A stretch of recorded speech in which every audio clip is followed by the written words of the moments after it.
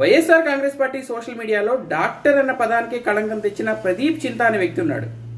అతను ఆ మధ్య మాట్లాడుతా పవన్ కళ్యాణ్ గారు ఏదైనా మీటింగ్కి వస్తే ఆ మీటింగ్లో జగన్మోహన్ రెడ్డిని తిడతమే ఎక్కువ చేస్తాడు, కావాలంటే పిల్ల పిత్రేగాళ్ళకి, అంటే ఆయన జన సైనికుల్ని ఆయన ఉద్దేశించి మాట్లాడిన మాట పిల్ల పిత్రేలని, వాళ్ళకి ఛాలెంజ్ విసురుతున్నా దమ్ముంటే నా ఛాలెంజ్ స్వీకరించండి అని. ఒక డాక్టర్ అయ్యుండి కనీస సంస్కారం లేకుండా నోటికొచ్చినట్టు మాట్లాడే ఈ వ్యక్తిని గురించి జన సైనికులు ఏమంటారంటే, ఈ వెధవ వేల కోట్లు దోచేసిన అభియోగాలున్న జగన్మోహన్ రెడ్డిని నిస్సిగ్గుగా సమర్థిస్తా, అలాగే పచ్చి బూతులు మాట్లాడే వాళ్ళ పార్టీ నాయకుల్ని, వైఎస్ఆర్ కాంగ్రెస్ పార్టీ నాయకుల్ని నిస్సిగ్గుగా సమర్థిస్తా. సో పవన్ కళ్యాణ్ గారిని పావు గంట జగన్మోహన్ రెడ్డి గారిని విమర్శిస్తారు, అది ఇదని ఎలా చెప్తారు?